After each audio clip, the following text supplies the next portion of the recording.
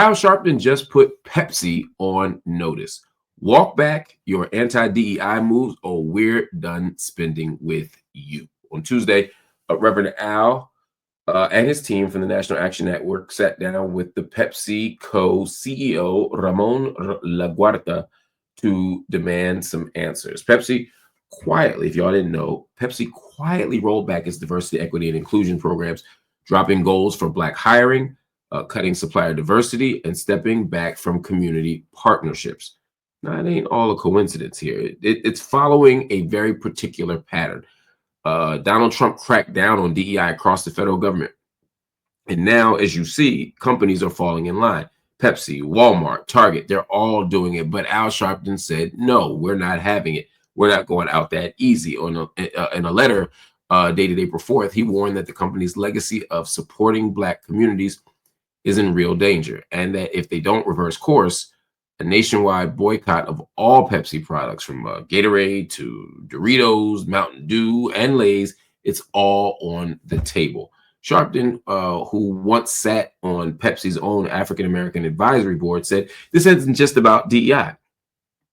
It's about accountability. It's about respect. And respect ain't free. It costs money, y'all. On Tuesday, Pepsi agreed to keep the talks going.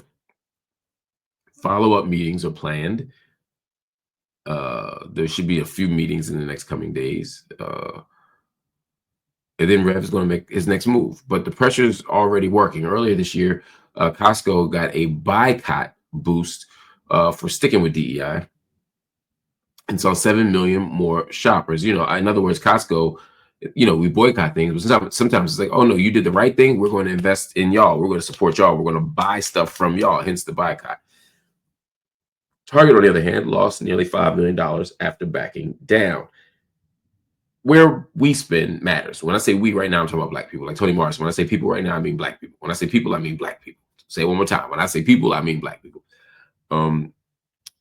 Where we spend matters. If big business can drop equity every time the political winds shift, if they can ignore diversity or inclusion whenever it's season to do so, Black opportunity is going to be on the chopping block. So it's up to us to fight back. Now, I want everybody to fight back, not just Black people. But if Black people organize and do it, we will be okay. The message is clear. Boycott or boycott. But we can't stay silent. I know some of you have criticisms of Reverend Sharpton for all the reasons that you have them.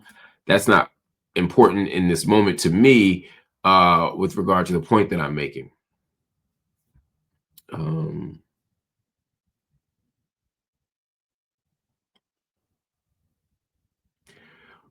Reverend Sharpton is modeling a strategy.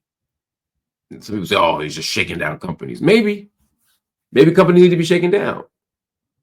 Now, Reverend Sharpton's personal stake in this is irrelevant to me. I have no reason to think he's doing anything wrong, illegal, immoral, unprincipled, unethical, any of that. But I'm saying, even if the worst were true, it doesn't negate the fact that he's modeling an approach here that we need to follow. When companies don't meet our needs, when they don't represent our interests, and even worse, when they contravene our interests, we got to stand up and speak out. You can't complain about Target and still go shop there. You can't get mad at Walmart and still shop there. We can change how corporations function if we change our orientation and relationship to those companies. Does that make sense? So don't get caught up in the Sharpton part of it. Although I think Reverend Sharpton has done a great job with this. But if you don't agree with me, then start your own. And that's not a dismissive comment. I mean, literally, let's start our own boycotts. Let's organize our own boycotts. Let's do the work.